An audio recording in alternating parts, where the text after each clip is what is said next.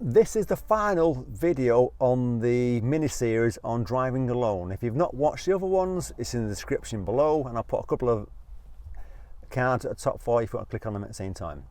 Now, you've been driving around now, you're fine, you've got used to traffic being around you, you got used to driving your car, you feel confident to the point where you're thinking, do you know what, I'm going to have a day out somewhere. I've earned the day out, I've got a day out, I've got a couple of days coming off, I'm going to do an hour drive or an hour and a half drive somewhere nice, like Woburn Abbey, or to Fort Park, or to Alton Towers, or to the coast, seaside, and have the day there. So you need to plan it. You can't just suddenly get in the car and go, because it's going to be a disaster for you at that point.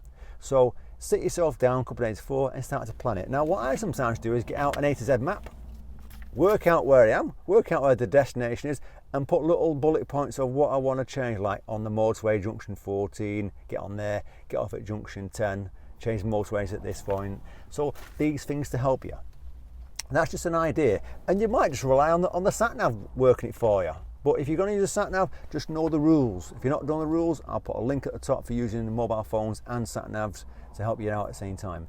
Now, the other thing also to think about is bring along a bottle of water, because if you set off on a journey and as soon as you set off on the motorway, it becomes gridlock and you sat there, you don't want to swelter and boil and dehydrate, and you also want to make sure that you've got enough fuel in your car so that you don't run out of fuel, because if you run out of fuel, you're going to panic. And the fuel on a service station on the motorway is a lot more expensive than it is in the local area where you live.